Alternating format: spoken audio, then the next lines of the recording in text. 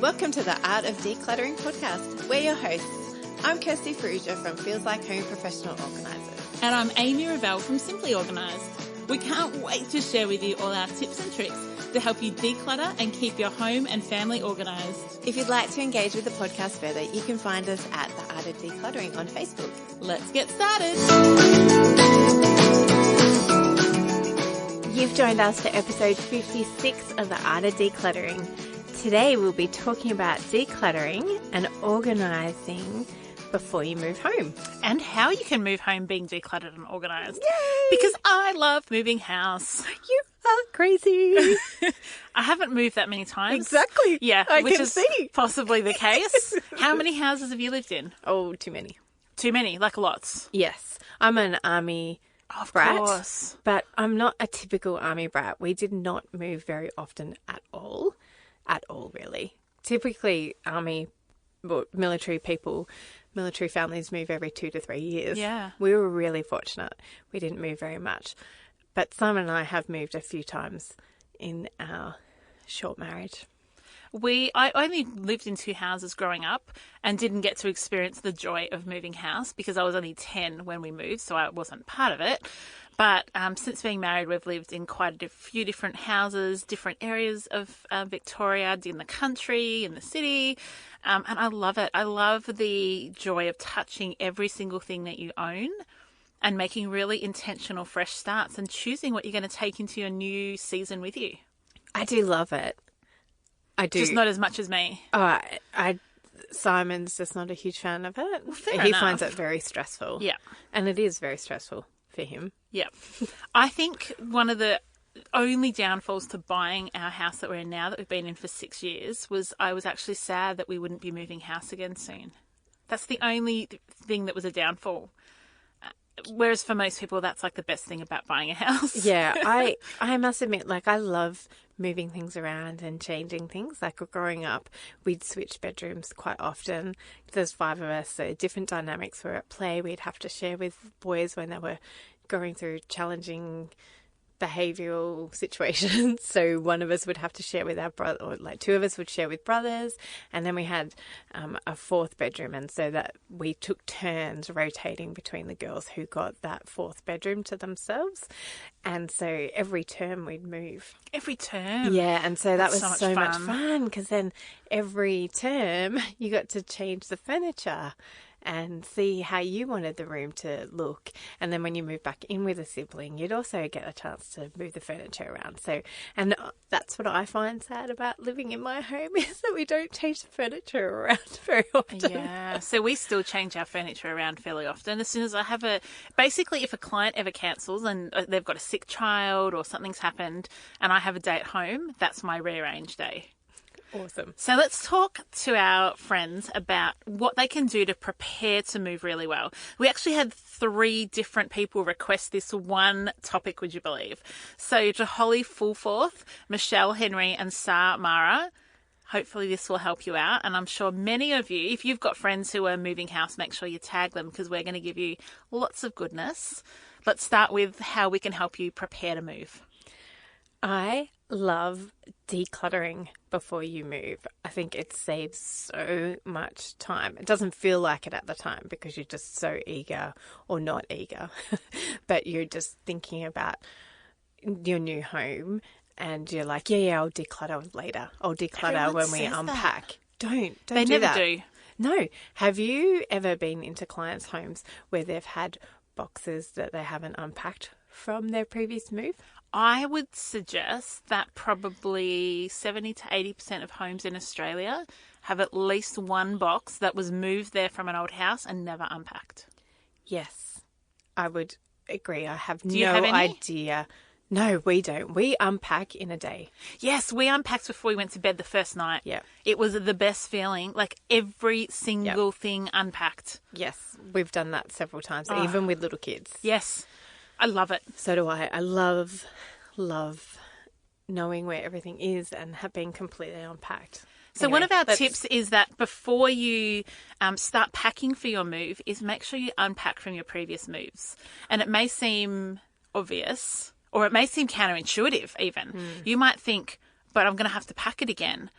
but you want to declutter. And that's a really big part of preparing to move. So this is not part of the packing.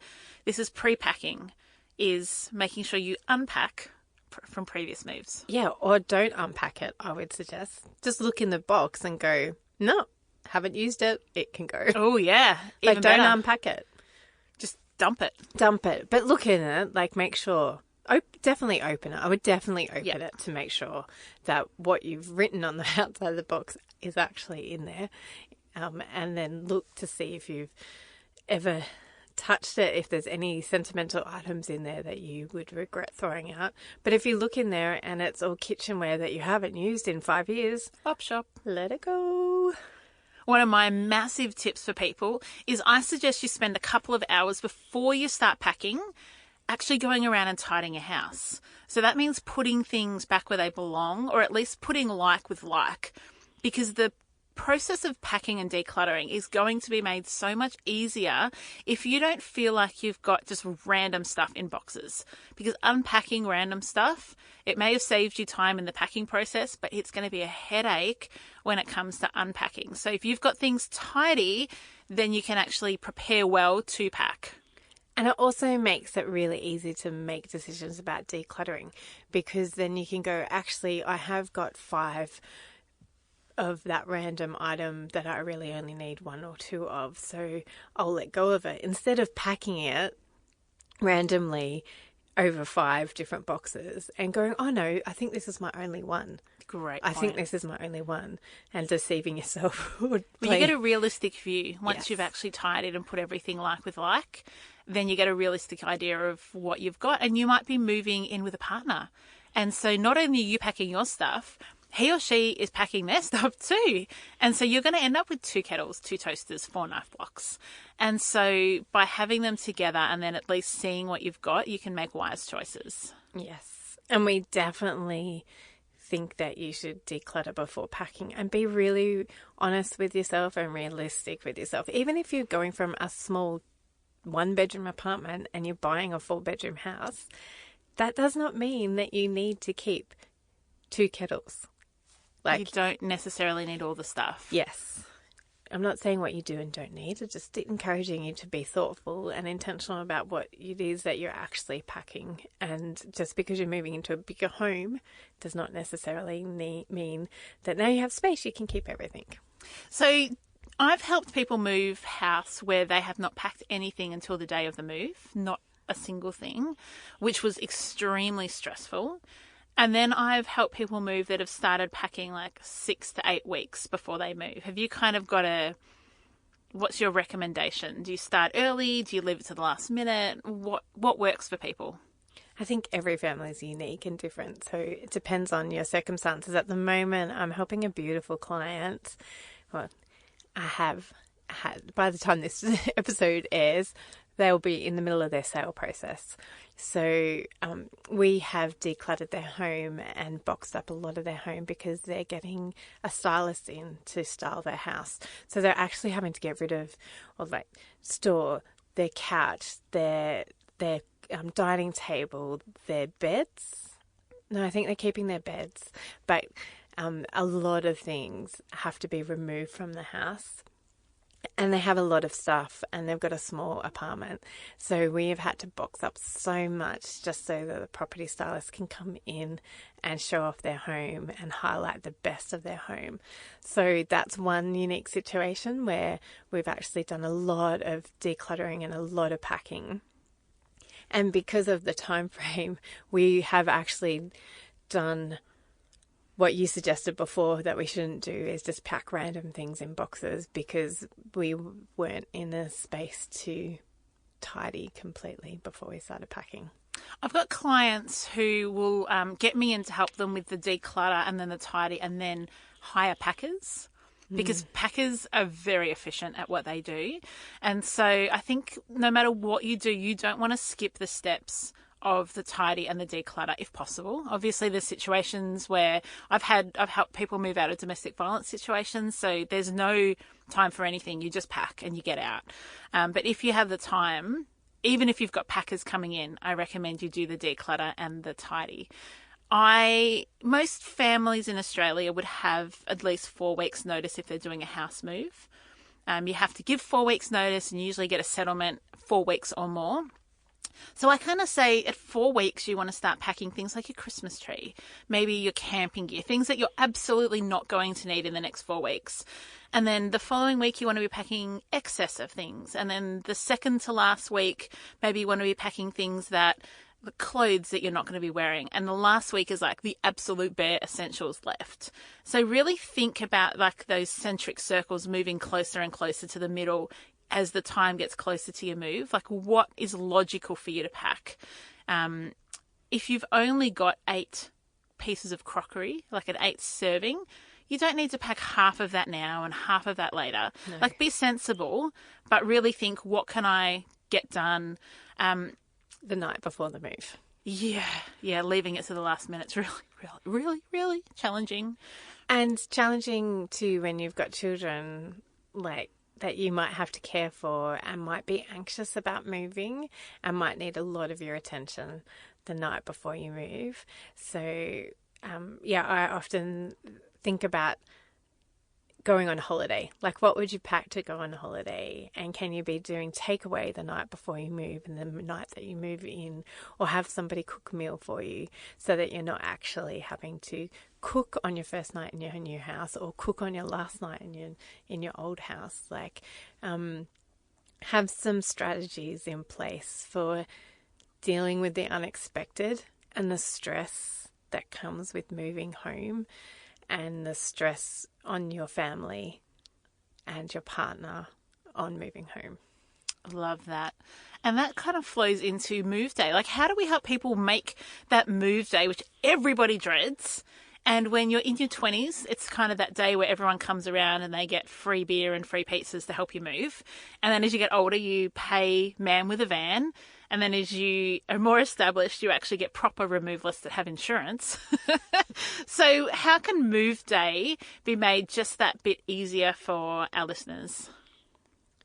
I think that you definitely station one person at your new home if there's multiple people involved in the move. If you've got family support, if you're single and you've got friends, have somebody at your new house that can help the removalist or help your friends direct things into the right house, right home. Hopefully the right house. That would be totally awkward. Yes. Into the right house and into the right home in your house. Yes. That's always been my job. So I never stay at the old house while it's being packed, like as in on the day. I'm at the new house, and as each box comes, I direct it to the room, but then I'm also unpacking as I go. Yeah, that's Simon's job. Yeah, of course it would be. Well, no, Simon does every job, actually, to be honest. He, when we moved into our new home we built 3 years ago, we moved in a few days after we'd got the keys because we had to spend Simon spent a few days cleaning the house before we moved in, because it was, if anybody's built a new home, you know just how disgustingly dirty it actually is. It might look nice and presentable, but then you find grout, grime everywhere and dust and things that... Anyway, he spent very long days at our house, like I think 14-hour days at our house cleaning the few days before we moved in. Whereas I was just like, let's just move in. Yeah, eager beaver. I would be that. Yeah. He was like, no, we are not. Fantastic. We are cleaning before. And we had little kids and he's a machine, so he went and cleaned. And then we moved in, and I stay at the old house while he moved and cleaned up the last few cupboards that needed to be cleaned, and made sure, did the vacuuming and did all the cleaning of the old house. And then Simon went back and gave it another once over, I'm sure. Gave it a Simon clean. Yeah.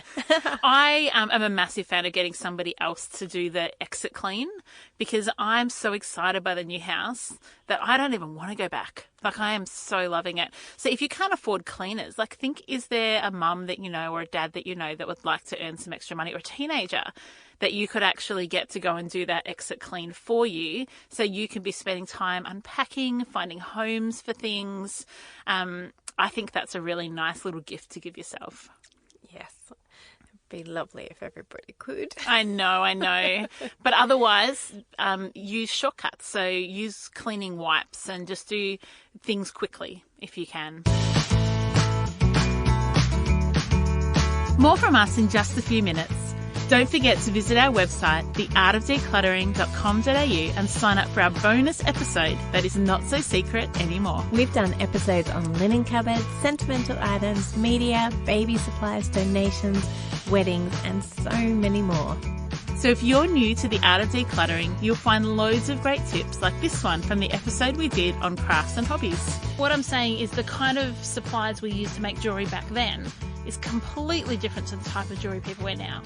Yes. And so you can still have the same hobby, but the products that you use could completely evolve over time. Yes, and so that's why it's really good to ask, is this still me? And equally so, is this still a passion of mine? Like, am I still passionate about this hobby? Our podcast today is sponsored by iTrack Real Estate. For anyone moving house, one of the first big decisions is whether you buy first and sell second or vice versa. Financially, there are many things to consider, like is it a rising or a declining market? A friend of mine, David at iTrack Real Estate, has a great blog to help you make your decision. Check it out at itrackrealestate.com.au. That's ITRAK realestate.com.au. And now back to the podcast for so many more tips and tricks.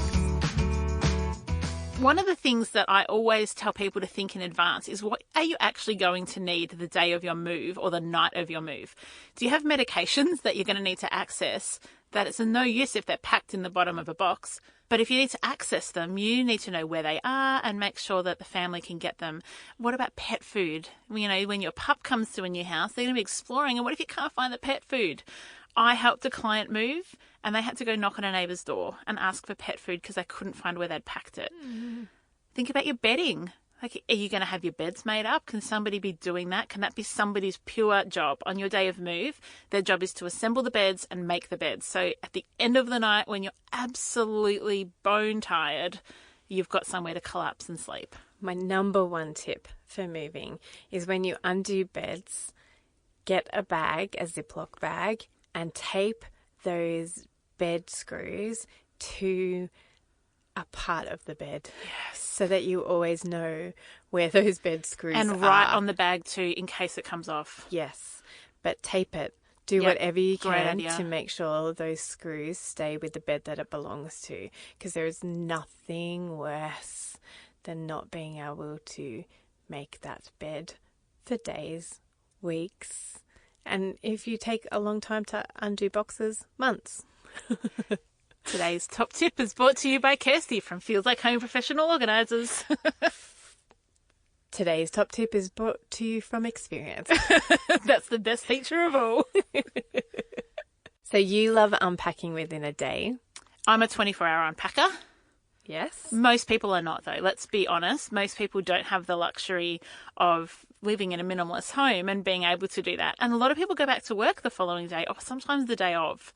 So it can take a really long time. It certainly can. But our suggestion would be to try and unpack as much as you possibly can. I've got really good friends who have not, they've been in their home for a year and they have not unpacked their books because they had to put new floors down. They had to do a bit of renovation in their new home, and they were actually building a library. Oh, beautiful. So that their library is where all the books are going, but the books are neatly stacked and there's not like boxes everywhere. It's just there's practical. A reason why. So if there's a good reason why you're not unpacking that box, that's totally fine. But if it's because of procrastination, maybe not so much. Maybe you should get into that box and unpack it. And if you don't have a week to unpack, do a couple of boxes a night, or one box before dinner, one box after dinner, or get the family involved. My recommendation is to fully unpack a box. Don't get halfway through a box and think I'll finish it later, because later won't come for a very long time. And once you've fully unpacked a box, collapse the box and have somewhere that those empty boxes go so that you can donate them or recycle them after you've fully unpacked everything. if you know friends who are moving soon after you, put a shout out on Facebook. Say, do you need the packing paper? Do you need the boxes? Like, They'll be forever grateful. yes, packing paper. Awesome. Because packing boxes can be expensive. Yes. Like $4 or $5 per box. Yes. What about for our listeners that are doing a long distance move? Because the lots and lots of people now, with our world being so interconnected, can easily move cities, countries, continents, can do far moves. And the way that you do that's very different to how you move, like I did, 10 doors away. 10 doors. 10 Did doors. you carry things up? We sure did. No truck needed. We had, you know, those hand trolleys? Yes. Yeah. We were the crazy people that just, and we did rolling suitcases. So we would like fill a rolling suitcase with clothes, wheel it 10 doors down, and my sister was moving into our old house. So we were like rolling stuff down, put it straight in the wardrobe, roll the suitcase back up, fill it with clothes again, and come back down. Wow, that must have been a very exhausting day for you. It was awesome because everything just got unpacked at the other end. The funniest bit, I know we'll get to long distance moves in a second. Like, we live on a main street, so everybody could see us moving. People were beeping us because we were doing like washing machine, fridge, books, kids' toys, cubby house, everything. When we carried the trampoline down the street, it took 6 guys. So we just lifted it up over the fence, carried it down the street, put it back over our new fence and into the backyard. But because it was so big, they took up a lane. So it just looked hysterical. There's these guys carrying a full-size trampoline down the street and putting it over someone's fence. So if you were driving along Main Street, Lower Plenty 6 years ago and saw that happening, let us know. We'd love to know if you or your partner came home that night and went, you should have seen the crazy thing I saw We today. created memories. It was fun. It was 42 degrees, so it was not fun, but we created some amazing memories that day. All right, long distance moves, Kirst. What do we do? Oh, they're really challenging. Very challenging. They can be very challenging because you've got even more added stress to a long distance move. You've got to think about the house that you're moving to and where you're going to send the kids to school, or where, you know, new job, new everything. So it can be stress on top of stress. Yeah. I strongly recommend when you're doing a long distance move is you kind of pack in 2 lots. You've got the pack that I don't need now and somebody else can move it. And then you've got the pack stuff that you need to take with you. So whether, say you're moving overseas, you're going to have some suitcases that you take with you because who knows how long it will take for all the rest of your stuff to arrive. So you kind of need an essentials and a non-essentials, which is different to how you pack if you're moving 10 doors. Yes. Because everything arrives that same day. It's this really smooth transition. But when you're moving long haul, you need to really think in terms of essentials. I think it also depends on how far you're moving. We moved from Melbourne to Sydney, and so we didn't. So that was a long distance move. Yep. How did that go? But we moved over 2 days. Did you drive up with your truck? So we didn't, but we left at the same. Well, no. So the truck left. We went and stayed at parents' houses for the night, and then Ollie and I flew up, and Simon to meet the truck. No. We just flew up. Don't like long driving, Kirst. Ollie was 9 months old. Yeah, fair call. He's never liked the car. Yeah, ever. Yep, I'm with you. Yep. So have some lots of love grace. and grace for me right now, Amy. So Ollie and I flew up, and Simon drove up the next day. So Simon left really early. So he would have been the same as the trucks, like going. Because I think the truck's packed, but then we're leaving the next day, and he followed with the trucks, and then came and picked us up from our friend's house because we flew into Sydney, caught the train down to our friend's house, stayed at our friend's that night, and then the next night we stayed in a hotel after Simon had picked us up, and then I think we were only in the hotel for one night, and so then the removalists had unpacked. So logistically, it's a big deal. Yes. Like you have to think, well, who gets where, what? Where's the car going to be? Where's the truck going to be? It's not as simple as pack the truck, everybody drives to the new house and unpacks.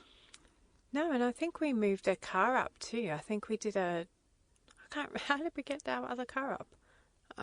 I have Somehow, obviously locked that away dropped that little memory into the don't remember so if shaft. you've moved internationally, we would love to hear if you've got some tips that have really saved you. I've got a client at the moment that's moving to Vietnam, so we're packing for that trip. And what I find is a lot of companies will pay for the relocation, which also means, particularly if you're Army or federal, they'll often come in and do the packing for you. Yes, so they you do. don't often get to be part of that. So I would love to hear some ideas that you can share with people if you've been part of that. Yes, I've moved internationally too. Oh, you did too. Tell us about that. Several times. Talk to us, Not Kirst. several times. Well, the last one that I remember, I was an adult. So I just Yes, shipped... because when you moved from Papua New Guinea, you probably don't remember a lot of that, do you? No, I don't. But Mum would, and I think we had like long delays between furniture coming. And I remember when we moved to Papua New Guinea, I was 9, so I do remember that. And we stayed in a hotel for a couple of days, weeks. Yeah, right. Apartment for a couple of weeks before all our furniture came and we moved into our real house. And I know friends of mine have just moved to Singapore and they've done the same. They were staying in an apartment for several weeks until their shipping came. Yep. And then when I moved back from London, How long did you live in London for? 2 years, not quite, but yeah, close to 2 years. So I just sent some boxes home. With essentials or non-essentials? Oh, non-essential. Okay. So I was young. I was 23. You didn't have a lot? No, didn't send a lot home. I think I sent like 1 or 2 boxes home by ship, and then I went traveling for a month. So I just had my backpack. Great idea. So then I just went traveling for a month, and just had what I needed, what you would for normal travel. I think it is really, yeah, it is that delay. Like you're living in holiday mode. Correct. For a few weeks or a few days or a few weeks, sometimes up to a couple of months. You're living in holiday mode, and then you're getting your furniture. I really stuff. like that concept of holiday mode, and I think that would help people because that's how you're going to need to pack. Holiday mode versus life mode. Yes, which can be challenging when you've got little kids, when you're moving internationally with little kids, because there's holiday mode and then there's holiday mode. There's holiday mode where you're away for a couple of days and you don't need so many toys. And you're there intentionally and loving it. Yeah, and then there's holiday mode where you're moving and you're staying somewhere for 2 months before you get all your toys. So how much toys do they need for 2 months, and how much luggage and what do you take in that luggage? Yeah, great. And what toys do you take, and what comfort items do you take, and what do you even need to take? Yeah, should you just buy stuff new when you get there Yeah. and sell everything here? Yeah, and in fact, I've got clients at the moment who are moving. They're a military family and they're moving back home. They're moving to where they own a home and where all their family is. And they're also tossing up what couches to bring back and what actual furniture do they need, because they're moving to their forever kind of home. So it Big is decisions. Yeah, lots of decisions. Awesome. Well, we've really just scraped the surface Yes. of moving house. There is so much more that we could talk about, but for the sake of time, if you've got really specific questions, you can always let us know and we will answer them for you. Yeah, so just recapping our tips. Go for it. Declutter before you pack. Try and clean up before you pack. Tidy. Do tidy up. And then really be intentional about what you're actually packing, because it will save you on removalist fees and it will save you so much time. As we said at the start, it might seem counterintuitive that you're saving time at the beginning, but you will. Your future self will really thank you for not having so many boxes to unpack at the other end. On move day, think about how you can structure people, how you can have people in 2 different places at once, how you can get people to help you prepare food for you, buy you food, and help you clean your old house and clean your new house. And then when you're unpacking, find homes for things before you unpack, and be thoughtful about where it is where your new items are going to live, and then unpack and fully unpack boxes.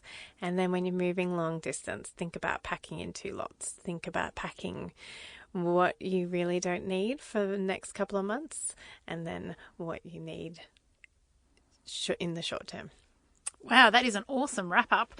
And just to finish up, I'm going to read out an iTunes review that was left by Tamac. So it's titled Amazing. Tamac says, "You do not need to have clutter for this podcast to be useful for you.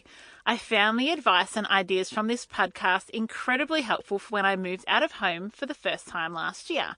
Thanks to Amy and Kirsty, I have been able to create and maintain clutter-free and well-organised spaces all throughout my home. I love listening to these ladies and always look forward to the next episode each week." Thanks, Tamac. What a beautiful review. Oh, and so perfect that fits in with moving house and you moved out for the first time. And the podcast was helpful for you. So I hope this one is even more helpful for all you first-time mover-outterers. Yay! Have a beautiful week, peeps. We'll see you next week. Bye. Thanks for joining us. If you've learnt something awesome today, do a friend a favour and share this episode so they too can learn the art of decluttering. You can find me, Amy, over at simplyorganised.net. or on Facebook as Simply Organised PO. You can find me, Kirsty, over at feelslikehome.net.au or on Facebook as Feels Like Home PO. Don't forget, you can see the show notes in your podcast app or over at our website, theartofdecluttering.com.au. So if there's anything you want more info on, check it out there. If you love what you hear, we'd really appreciate you leaving a review on iTunes. We hope you've enjoyed listening and that you've learnt some tips to help you declutter and keep your home organised. If you'd like to join our supporter community, you can do so over at patreon.com/theartofdecluttering. We hope you have a great rest of your day and enjoy the freedom.